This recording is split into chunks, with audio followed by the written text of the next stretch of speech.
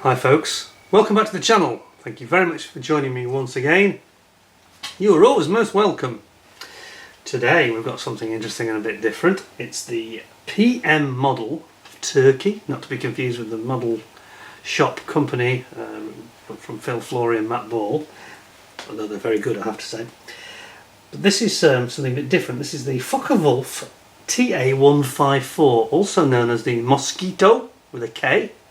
The Germans gave it this called it the Moskito because it had a bit of a sting, and it was a night fighter basically, and a sort of light medium bomber. Cannons on the side, quite punchy little machine.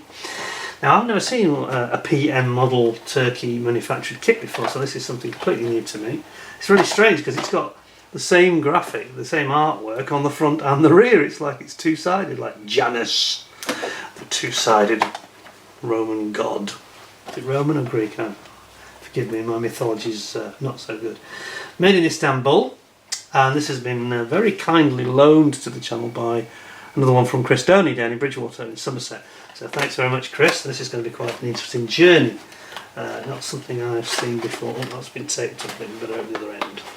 Strange. Yeah, that one's open. So let's have a look, because I'm not seeing this inside the kit at all. See what we have got. Oh, it's in a bag. So somebody's rebagged it. Ah, okay. Perhaps Chris has done this, I don't know. Let's have a look. It makes it easy, doesn't it? And a zip bag. It's like a bit easier. You don't have to go cutting open bags. I always don't really like doing that if you can avoid it. Ooh, quite a few things off the spring. Right. So this is a new experience for me. PM model. Completely new. Let's have a look. Ooh, some decals that don't look too great, I've got to be honest. They remind me, made in Turkey. And the year on this, have we got a year anywhere? Does it tell us? Don't think it does. No. I've got a feeling it's 80s because it looks a bit ancient, this does. Look at this. Reminds me a lot of a Matchbox decal set from the mid-70s, the sort of condition it's in. It's a bit nasty. Don't think I'd recommend using those, I'm afraid, so I'll put them on one side. At least it has swastikas there, so which is something. Right, now then, do they give a date anywhere? No, they do not. It just says made in Turkey. And I didn't check before coming on air on scale, mate, so you'll have to look it up yourselves, folks. But I'm guessing it's sort of 80s, 90s. I've got a feeling it's somebody else's tool that they've used. It says the Focke Wulf TA. It's in German and it's in Turkish. Oh, here we go again. German and Turkish. I think I'll go with the German. There's a night fighter and lightweight, telling you what I've already told you. 20mm and 30mm. That's two 30mm cannon and two 20mm cannon. Okay. Night fighter was what it was most successful at, often called a Moskito, which we said. An aircraft that was quite formidable, but wasn't made in enough numbers, I think that's what they're saying. So, here we go. So unfortunately there's no English here. This is a bit like the recent Hella kit that we looked at, wasn't it? That was all in French, but now we've got Turkish and German instead.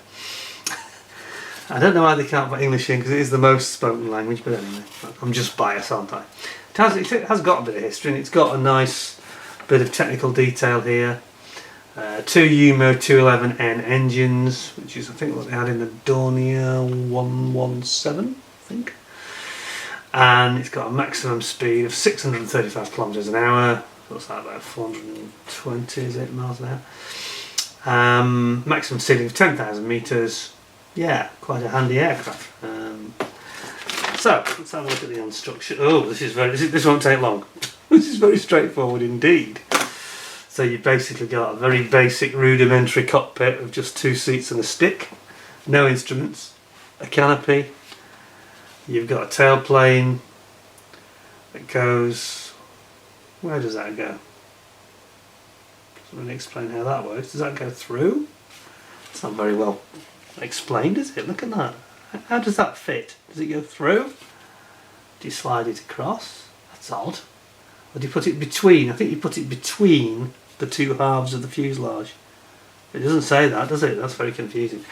Then you've got the wings here, and you're going to glue those two together. Get your UMO engines ×2. with your exhaust and your gear going in it, and then you've got your front of your engine. Not much detail there by the look of it, and then you've got a propeller and spinner. 2 of those going in, and then that's it. You just how much of this is it?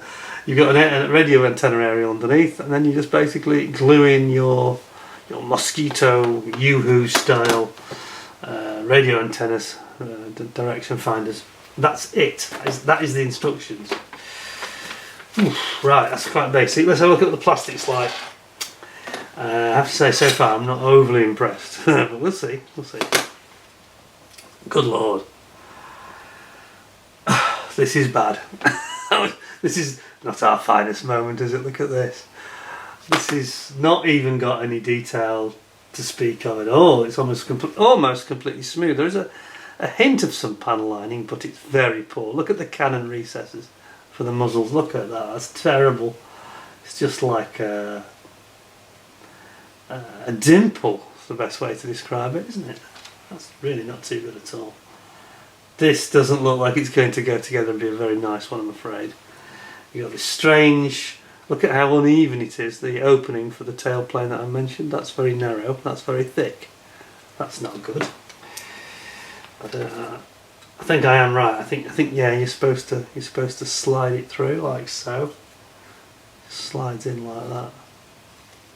Yeah, oops, it says like that. And you do the 2 halves together. Okay, then we've got the propellers, which looks flashy. Very, very flashy indeed. That's a bit nasty. Not great. We've then got, everything's very smooth, there's no surface detail at all. It's almost like a child's toy, isn't it, really? I can't say I'm overly enamoured with this. I'm sorry, Chris, I think this is going to get a low score. It's going to be the lowest score this year, I think this is going to be. It's not a beauty, is it? And yet they've actually done these radio antenna direction aerials. Those are quite decently moulded, actually. That's strange, isn't it? But there's no kind of surface detail on anything. It's just smooth. It's almost like it's been threatened with some panel lining, and that's kind of it. And again, over on this side, it's another replication of the one we just saw. This time we have at least got the propeller still attached to the sprue, but again, very rough, rather flashy, nasty. You're going to spend many hours on this one to make it look anything half decent, I think. Then we have got the canopy, which a bit thick, but it doesn't look that bad actually. It's probably the best component we've seen so far. Which isn't saying much. Yeah. And then we've got a couple of pieces that are off. We've got the engine front of the engine nacelle, engine intake, I should say, where the cylinders would be. There's no detail showing any cylinders, unfortunately. And then, last but not least, we have got the wings. Now there is a slight improvement here. There is a little bit more detail on these. But it's very inconsistent. The panel lining is very deep in some places and very light in others. The sort of trenching is quite deep there, and then for the recessed panel lines for the elevators and the flaps, and then over here they seem to be fine there, so they're very inconsistent. It's not a great bit of moulding, this, I've got to be honest. Yeah, but they have got some detail there, very fine detail, which you might well lose when you paint, unfortunately. Can you see it? There. The detail for the ailerons is really quite good on the top. Is that the bottom? I think that's the bottom actually. That's great, isn't it? So the top has got very, is that right? Poor detail on the top and good detail on the bottom. That doesn't make any sense at all, does it? Yeah, I'm right. So they've got the better detail underneath, and on top it's absolutely dire. Look how nice, relatively nice it is here in terms of fine detail of the hinge points. And then look at the top. It's just awful. We have got some other bits that aren't too bad. We've got seats, but again they're very rudimentary, and they've got sink marks in the middle of them, and the wheels are alright, but oh dear. Oh dear, oh dear, oh dear. Maybe I should have done this one first. Well, I'm sorry, Chris, it's fairly dire, isn't it? this wouldn't encourage me to buy any more PM model kits, I've got to be honest. Not even sure about the shape really, but the way they're going to produce that, the wings and the fuselage is dire, to be honest.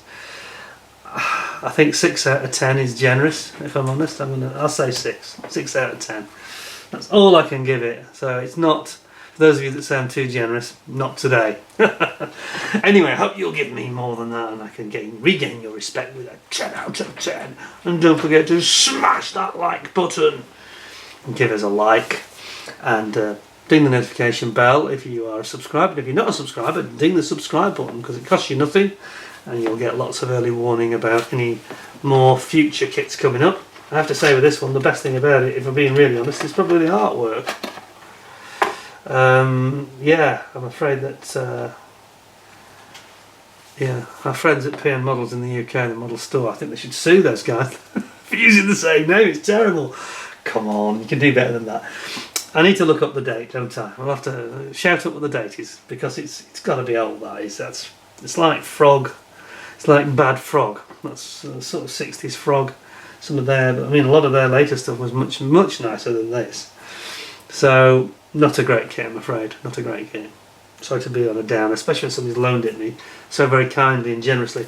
And I'll be getting more back to you in the very near future. Chris Doney, thanks very much for sending it along. It's certainly interesting to see these things. But I'll be steering clear of PM Model, the manufacturer in Istanbul, based on that, I'm afraid. Anyway, I hope you found it interesting. I hope you're all having a good chuckle. I'm sure that Chris is probably having a good chuckle himself. Thanks very much for watching. Hope you found it of interest and hope to see you again in the very near future. In the meantime, look after yourselves, take care. Thanks a lot. Bye for now.